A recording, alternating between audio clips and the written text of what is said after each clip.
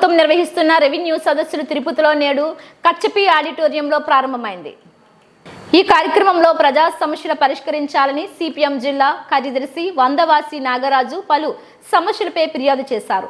సమస్యలపై వినతి పత్రం ఇచ్చిన తర్వాత వందవాసి నాగరాజు మాట్లాడుతూ తిరుపతి నగరంలో రెవెన్యూ డివిజన్ 24 డివిజన్లు ఉన్నాయి. ప్రజల సమస్యల పరిష్కారం కావాలన్నా కాలువలు, ప్రభుత్వ స్థలాలు, చెరువుల కబ్జాలు గురై అన్యాక్రాంతమైన స్థలాల సమస్యలు పరిష్కారం కావాలన్నా, వ్యక్తిగత సమస్యలు పరిష్కారం కావాలన్నా ప్రజలకు ఉపయోగపడే రీతిలో తిరుపతి నగరంలో ఉన్న 24 డివిజన్లో సదస్సులు జరపాలని ప్రభుత్వాన్ని కోరారు. ఈ సదస్సులు నిర్వహించే 2 రోజుల ముందు రెవెన్యూ డివిజన్ పరిధిలో ప్రజలకు సదస్సులు జరుగుతున్న సంగతి తెలిసే విధంగా ప్రచారం నిర్వహించాలని, ప్రజలు పెట్టుకున్న అర్జీలపై తక్షణం సదస్సులో స్పందించి పరిష్కారం చేయాలని ప్రభుత్వాన్ని ఈ సందర్భంగా ఆయన డిమాండ్ చేశారు. ఈ కార్యక్రమంలో సిపిఎం నాయకులు పాల్గొన్నారు. క్రమ పద్ధతి తీసుకురావడానికి ఈ సందర్భాన్ని ఉపయోగపెట్టుకుంటే బాగుంటుందని చెప్పేసి నేను భావిస్తున్నాను. దానికి మనకు ఉపయోగపడడానికి మన టైం టేబుల్లో ఇక్కడ తిరుపతికి సంబంధించి 3 రోజులే పెట్టారు.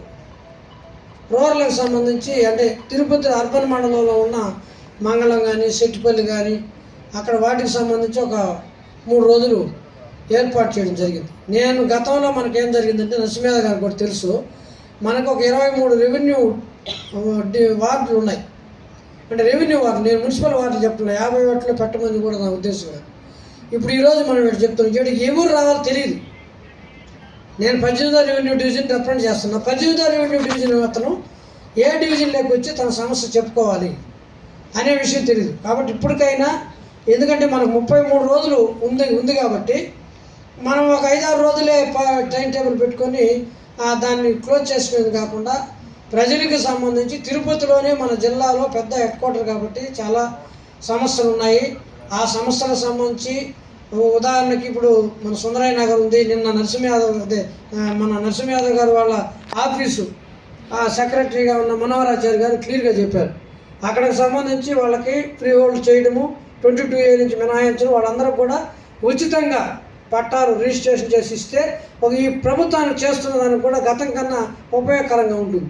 ఈరోజు రిజిస్ట్రేషన్కి వెళ్ళాలంటే 10 సెంట్లు 10 అంకణాలు ఉన్నవాళ్ళు కూడా, ఒక 10 అంకణాలు ఉన్నవాళ్ళకి కూడా వాళ్ళకి దాదాపు 1,00,000 నుంచి 1,50,000 అవుతుంది. రకరకాల రూపాయలు ఖర్చు అవుతుంది. పేదవాళ్ళు ఇప్పుడు చాలా, ఎందుకంటే ఒక్కొక్కరు ఉన్న స్థలం చూడండి. మీకు మా సుందరయ్య నగర్లో 15 అంకణాలు ఉంటుంది. నేనుండే ఏఎస్ఆర్ కాలనీలో 9 అంకణాలు కూడా లేదు, 8.75 అంకణం. వాళ్ళు వచ్చి ఈ రకమైన ఇది ఏదో ఫ్రీగా కొంత చెప్పండి, 2 సెంట్లు ఉంటే ఆ తర్వాత ఇంత పర్సెంట్ లేదు, 1 సెంట్ లోపల ఉన్న వాళ్ళకి ఫ్రీ అని ఏదో ఒక పద్ధతి పెట్టి ఖచ్చితంగా ఉచితంగా రిజిస్ట్రేషన్స్ అనేది పెడితే ఇక్కడ అందరికి కూడా ఉపయోగకరంగా ఉంటుంది. వాళ్ళు బ్యాంకులో పెట్టుకొని లోన్లు తీసుకొని ఉపయోగపడతారని చెప్పేసి నేను విజ్ఞప్తి చేస్తున్నాను. రెండోది, గతం నుంచి మనం చెప్పాం, తిరుపతికి సంబంధించిన కాలువలు ఏవైతే ఉన్నాయి గతంలో చాలా ఇప్పుడు పెద్ద ఒకేసారి పడలా, 10 రోజులు పడినా కంటిన్యూగా ఉంది కాబట్టి మనకు సాఫీగా సరిపోయింది. గతంలో చిన్నమాన ఒక్కసారిగా పడిందంటే ఈ కాలువలు ఎక్కడెక్కడ అంటే ఏదైనా రీప్లేస్మెంట్ చేసి వాళ్ళకి ప్రత్యామ్నాయం ఏర్పాటు చేసి వాటిని మనం ఏమైనా రెగ్యులరైజ్ చేయడానికి అవకాశం సర్వే చేసి, వాస్తవంగా చాలా పెద్ద ఎత్తున మున్సిపల్ స్థలాలు, అదే రకంగానే మన కాలువ భూములు ఆక్రమణకు గురైనాయి. పైనుంచి కూడా మన తిరుపతి మీదకి వచ్చే ఇది గతంలో చూసాం. మనం ఎప్పుడూ చూడాల, వాస్తవంగా ఎంఆర్పల్లిలో అట్లే కుంగింది గత వర్షం కారణంగా.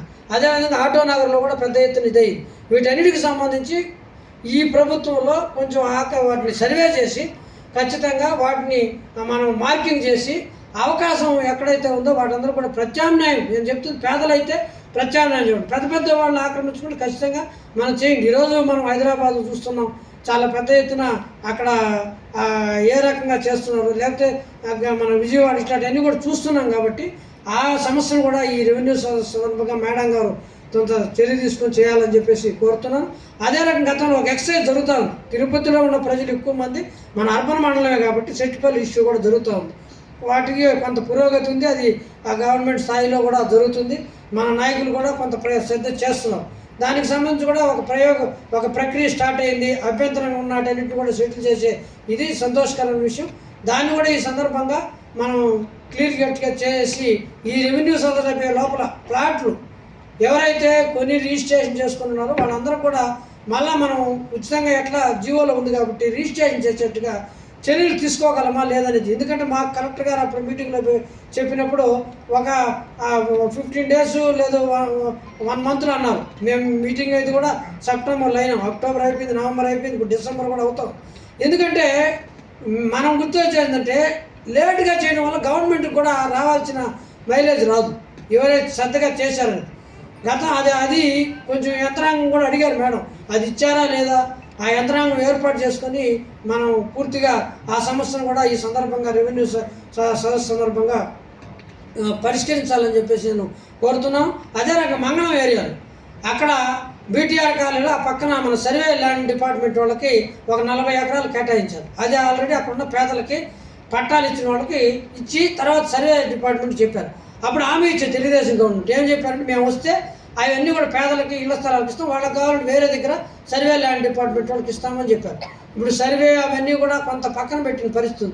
నేనేం కోరుతానంటే వాళ్ళకి ఎక్కడో పోయి చిందేపల్లి లేకపోతే ఎక్కడో పోయి అక్కడ ఇచ్చేదానికన్నా ఆ స్థలంలో ఏ రూపంలో ప్లాన్ చేస్తారు దాన్ని కూడా ఈ సందర్భంగా పరిష్కరించండి.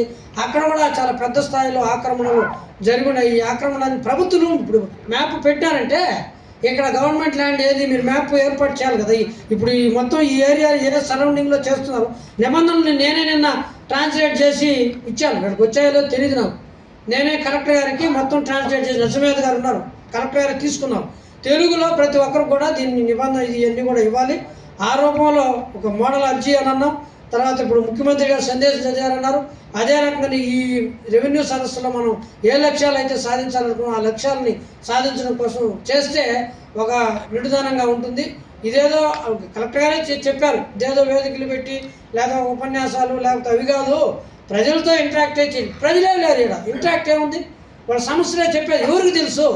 పైన ఆడపోతే ఇప్పుడు రథమానంలో కూర్చోమన్నారు కలెక్టర్ గారు. ఒక గుడి దగ్గర